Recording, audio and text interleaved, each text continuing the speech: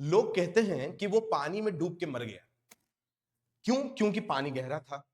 मैं ये कहता हूं कि पानी कभी किसी को नहीं डुबाता। पानी की तो फितरत ही होता है कि वो आदमी को ऊपर उठाने का काम करे। पानी तो बस इतना ही जानता है कि वो आदमी को तैराना चाहता है, लेकिन उसके बावजूद आदमी पानी में डूब के मर जाता है। क्यों? पानी के वजह से नहीं, बल्कि अपने खुद के डर के वजह से, अपने घबराहट की वजह से। जब आदमी घबरा कर अपने हाथ पैर उल्टा पुल्टा चलाने लगता है, तो घबराहट के वजह से पानी में वो डूब जाता है, क्योंकि पानी उसके ऊपर हैवी हो जाता है, उसके ऊपर भारी पड़ने लगता है।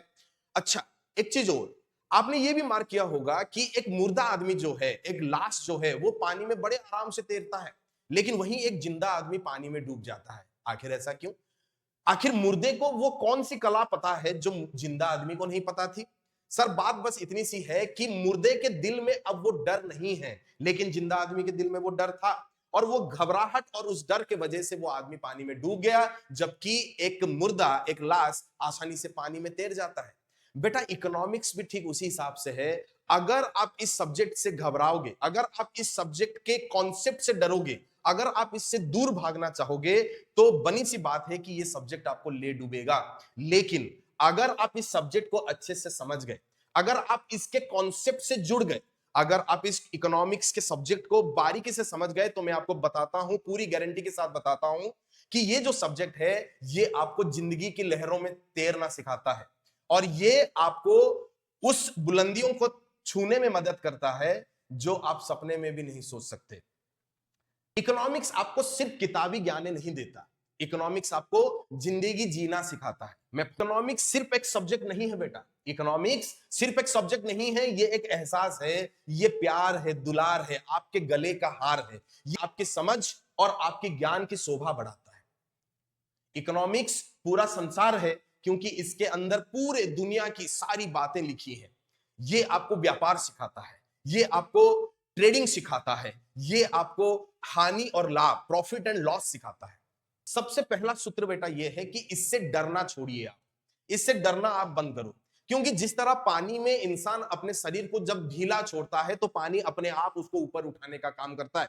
ठीक उसी हिसाब से अगर आप इस सब्जेक्ट को स्वीकारोगे, अगर आप इस सब्जेक्ट को पूरी तरीके से अगर उसको एक्सेप्ट करोगे, तभी आप इकोनॉमिक्स को समझ पाओगे। दूसरा सूत्र, आपको इकोनॉमिक्स को, अर्थशास्त्र को ढूंढना है, हर जगह ढूंढना है। जब आप मार्केट जाओ, जब आप बाजार कोई सामान खरीदने जाओ, जब आप मम्मी पापा के साथ कहीं घूमने जाओ, जब अपने दोस्तों के साथ आप कहीं बाहर निकल रहे हो, या फिर जब अपने मम्मी पापा को घर में बैठ के बजट बनाते हुए देखते हो, तो हर एक जगह पे आपको इकोनॉमिक्स को ढूंढना है, और किताबों में पढ़ाई गई हर एक लाइन को आपको रियल लाइफ के साथ जोड़ना है। तब जाके इस सब्जेक्ट से आप इस कर पाओगे।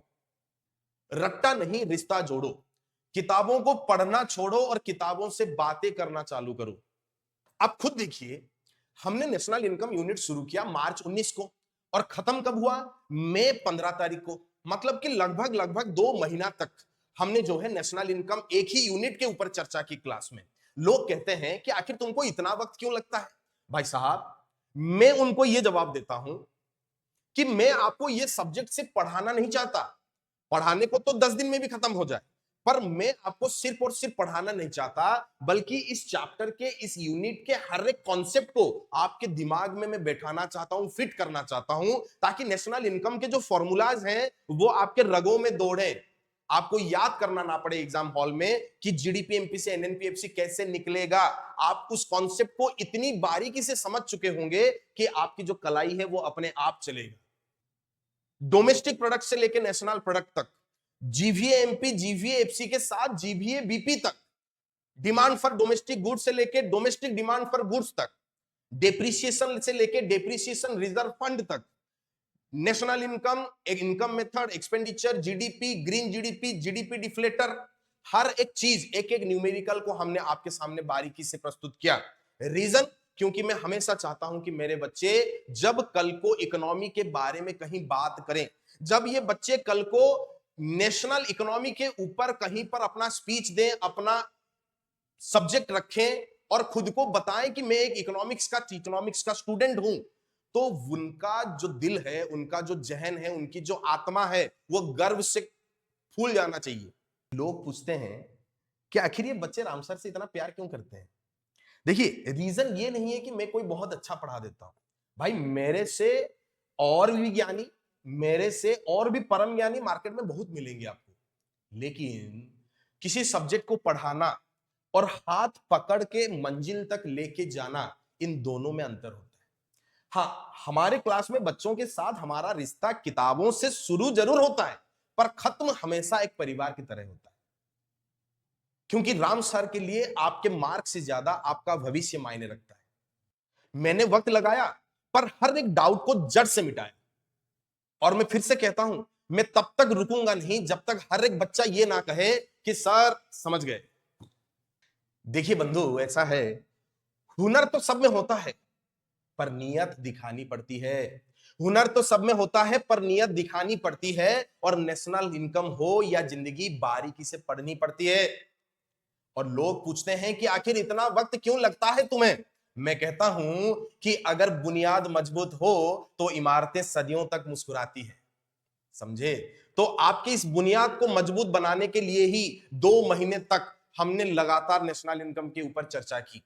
तो अगर आप इसी तरीके से इस सब्जेक्ट से जुड़ना चाहते हो, मैं फिर से एक आह्वान देता हूं मेरे बच्चों को कि अगर आप इकोनॉमिक्स को बारीकी से पढ़ना चाहते हो, अगर इस सब्जेक्ट को आप करीब से जानना चाहते हो, तो बेटा हमसे जुड़ना ना भूलिएगा। मैं फिर से आपको बता दूं कि हम हैं रामसार, पोखरीपुट और शैलेश्वरी विहार, 2 जगह हमारा सेंटर है, और हम पढ़ाते हैं बच्चों को अर्थशास्त्र, जी हां, इकोनॉमिक्स।